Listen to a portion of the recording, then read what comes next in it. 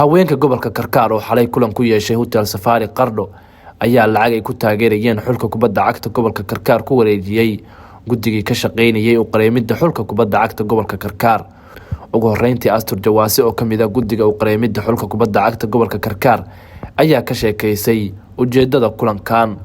magacaygu waa Astur Jawaasi Cabdi, waxaan kamid ahay guddi loo magacaabay xulka gobolka Karkaar guddiga maaliyadda oo magaciisu yahay guddiga u qareemida.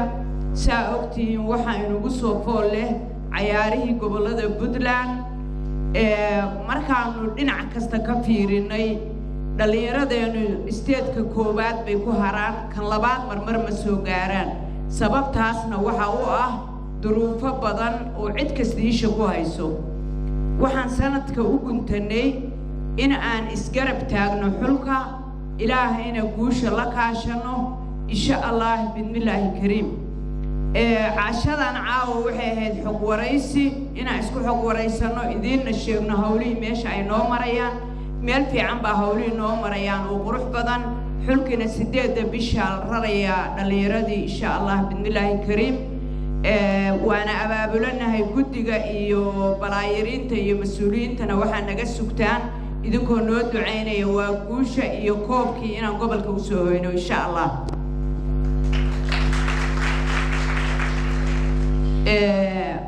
waxaan cashadan waxa ka horeysay cashada ragga oo aan ragga ku casunnay. waxa noo muuqatay muhiimadda koowaad inay dumarka tahay, dhalinyaraduna ay dumarka ka yimaadeen. waxaa laydinka rabaa wacyigelin hiil iyo hoobale inaa isla garab taagtaan xulka. waxaa idinka rabnaa ducada inaa nagu kabtaan. waxaa idinka rabnaa si kasta hooyooyinkii baatiin waa laydiin baahan yahay. mar saddexaad iyo mar labaadba waa ku mahadsantihiin soo ajiibidiina. idinkana warka waad qaadan doontaan wixii aad nafaraysaan, wixii aad dhaliilo nagu aragtaan iyo wixii aad u baahan tihiin in macnaha la toosiyo aad isleedihiin meelahaas baa wax ka suurtageli waayeen. xildhibaan Faaiisa Siciid iyo haweenkii kale ee ka soo qayb galay madasha ayaa tilmaamay inay muhiim tahay in dhalinyarada la garab istaago. waxaan joognaa madal aad u qurux badan oo loogu talagalay u qareemida ciyaartooyga gobolka Karkaar.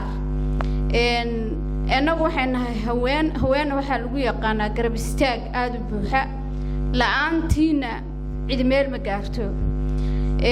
waxaan rajaynayaa dadka ciyaaraya iyo dadka la dhiirigelinayaaba waa ciyaalkeennii, waa wiilasheennii, waa ka hortag lagu samaynayo inay tahriibaan. waad ogtihiin caawa marka waxaan halkan isugu nimi qof walba awoodiisa caawa inuu halkaa ku bixiyo oo aynu garab istaagno. haweenna waxaa lagu yaqaanaa garab istaag aad u fiican. markii meel la rabo loo cararo horta haween baa loo soo cararaa. aad baa u mahadsantihiin haweenkayga qiimaha badan. barakaatu bacda salaan aad baa waxaan ugu faraxsanahay xafladan quruxda badan caawa inaan ka soo qayb galno oo inay isugu yimaadeen. waxaan leenahay mar labaad iyo mar saddexaad waa mahadsantihiin tiimkana soo ajiibay. waxaan leenahay arrinta tan quruxda badan laynoo ku yeeray waa wiilasheennii oo laga wacyigelinaya marka horeysa tahriibta. hadda xaafadaha dhan waa laga dhamaaday, tahriib baa la wada galay. inta geedkii boorka weynaa baa la joogay. ilaahay waxaan ka rajaynaynaa wiilashada inay tahriibta inuu ka nastaan oo kubadda ay ciyaarayaan ay u beddeshaan inay kubaddooda ku ciyaaraan.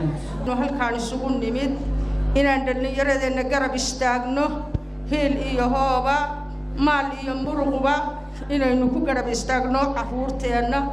sababtoo dhiirigelin bay u noqonaysaa dhallinyarada. wiilasheenni waa wada tahriibeen oo baddaasay ku wada dhammaadeen. haddii aynu wuxuun u samayno oo garab istaagno carruurta tahriibta way ka bixi lahaayeen.